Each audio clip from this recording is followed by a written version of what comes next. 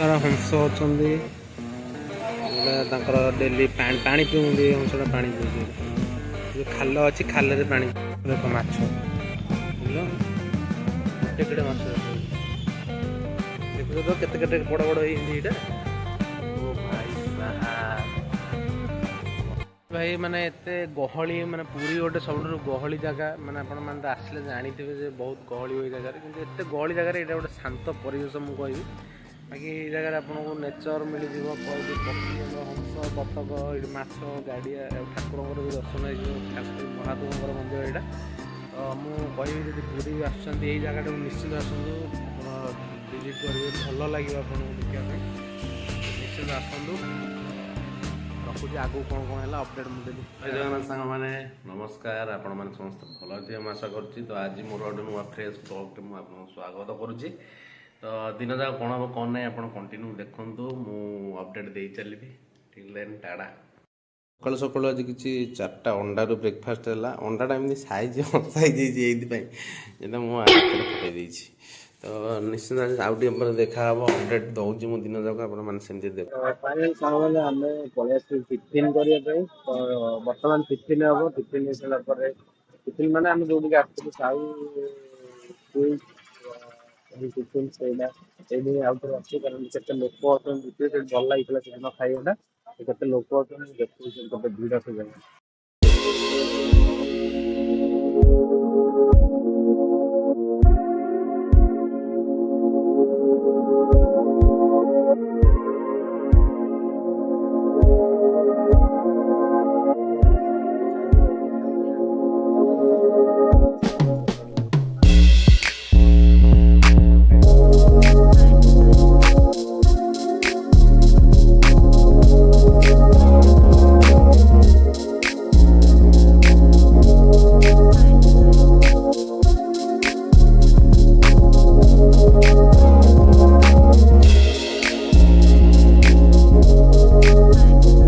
बर्तमान पुरी रे एकमात्र अली अली ट्राफिक दांड ये प्रथम देखिए देखा ट्राफिक टाक दांड गोटे ट्राफिक जो केवल ठिया हाँ पड़ो ना कौटे नियम कहीं मानु ना ये जार मन इच्छा जीव कि यही गोटे ट्राफिक जोटा तुमको निहती मानिया पड़ो देखो बैक से ट्राफिक केमती कौन लोग जुआड़े चलिकी जापर यहीटा ही से पुरी ट्राफिक छक आ गोटाई ट्राफिक जो ट्राफिक पुलिस आज्ञा आम सार मैंने ठिया हुआ ना आउ कौटी कहीं रुहति गाड़ी पुरी रे सब चलो यहाँ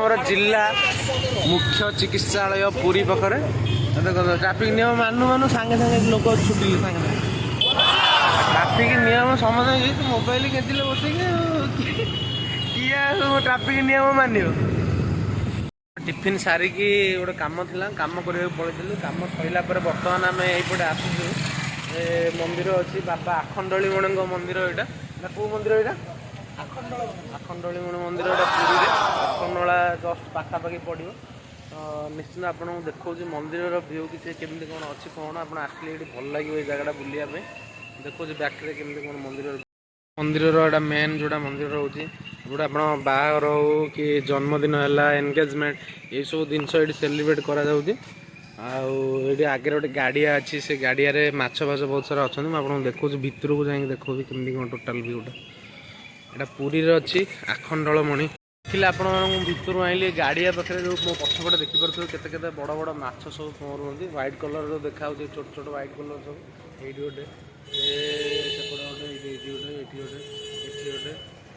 गोटे ये सब माछ जो पहरुँच एक्चुअली बहुत बड़ बड़ माछ एगुड़ा कि पानी उपरको आमको देखा गाड़िया ये जगार एक्चुअली रोषेईबास भल मंद आप बाहर है जन्मदिन बर्थडे सेलिब्रेशन सबकि ये अलाउड अच्छी आप आसले करेंगे बाकी बैक कैमेरा देखो आपको माछ केते सारा अच्छा केते बड़ बड़ माछ अच्छा बैक कैमेरा देखो कहूली माछ देखो केमती धला धला पहरुँच माछ केड़े केड़े बहुत बड़ बड़ माछ कला धला माछ पहरुँच एक्चुअली यहाँ तो ये देखा जाऊनी उठू पाखे बहुत बड़ बड़ कैमेरा पानी उपर माछ देखा माछ गुड़ा एत बड़ बड़ हिंदी जे एत दूर थाई भी देखा हाँ गोटे उठिल बड़ कला माछटे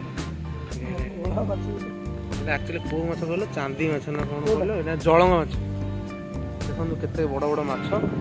ଆପଣ ତ ଦେଖିବେ ମାନେ ଆକ୍ଚୁଆଲିରେ ଗୋଟେ ଅଲଗା ଦେଖିବା ପାଖରୁ ଗୋଟେ ଅଲଗା ଇଏ ନାଇଁ କି? ହଂସ ଫଂସ ବି ଅଛନ୍ତି ପହଁରୁଛନ୍ତି, କିନ୍ତୁ ଆଜି ନାହାନ୍ତି। ଏଇଠି ସେଠି ବୁଲୁଛନ୍ତି ହଂସ। ଦେଖ ଏଇଠି ଏଇଠି ହଂସ ବୁଲୁଛନ୍ତି। ଦେଖ ମାଛ ବୁଝିଲ, ଗୋଟେ କେଡ଼େ ମାଛ ଦେଖୁଛ ତ କେତେ କେତେ ବଡ଼ ବଡ଼ ହେଇଛି ଏଇଟା। ଓ ଭାଇ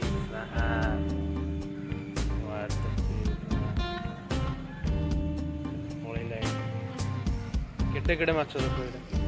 ତାର ହଂସ ଅଛନ୍ତି, ତାଙ୍କର ଡେଲି ପାଣି ପିଉଛନ୍ତି। ହଂସଟା ପାଣି ପିଉଛି, ଖାଲ ଅଛି ଖାଲରେ ପାଣି ପିଉଛି।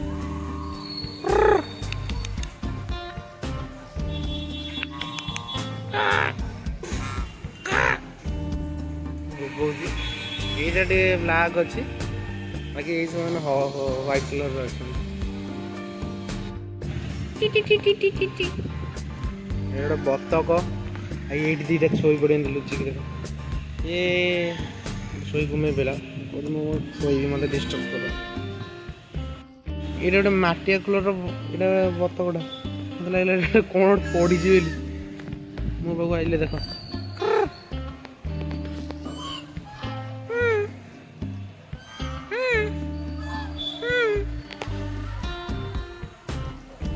ଭାଇ ମାନେ ଏତେ ଗହଳି, ମାନେ ପୁରୀ ଗୋଟେ ସବୁଠାରୁ ଗହଳି ଜାଗା। ମାନେ ଆପଣମାନେ ତ ଆସିଲେ ଜାଣିଥିବେ ଯେ ବହୁତ ଗହଳି ହୁଏ ଜାଗାରେ, କିନ୍ତୁ ଏତେ ଗହଳି ଜାଗାରେ ଏଇଟା ଗୋଟେ ଶାନ୍ତ ପରିବେଶ ମୁଁ କହିବି।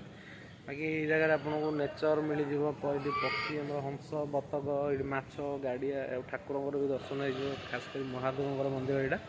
ତ ମୁଁ କହିବି ଯଦି ପୁରୀ ବି ଆସୁଛନ୍ତି ଏଇ ଜାଗାଟାକୁ ନିଶ୍ଚିନ୍ତ ଆସନ୍ତୁ, ଆପଣ ଭିଜିଟ୍ କରିବେ, ଭଲ ଲାଗିବ ଆପଣଙ୍କୁ ଦେଖିବା ପାଇଁ। ନିଶ୍ଚିନ୍ତ ଆସନ୍ତୁ।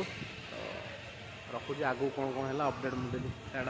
ତା ଭିତରେ ଆପଣଙ୍କୁ ଗୋଟେ ଏମିତି ଗୋଟେ ବଡ଼ ଏରିଆ ମିଳିଯିବ ଯେଉଁଠି ଆପଣମାନେ ଭୋଜି ମାନେ ହେଉଛି, ଯେଉଁ ମ୍ୟାରେଜ୍ ହଉ, ଜନ୍ମଦିନ ହେଲା, କୌଣସି ରିସେପସନ୍ ଭୋଜି, କିଛି ବି ଆପଣ ଯେଉଁ ବି ଭୋଜି ଅକେଜନ୍ ଚାହିଁବେ ଏଇଠି ଆରାମସେ ଆପଣ କରିପାରିବେ।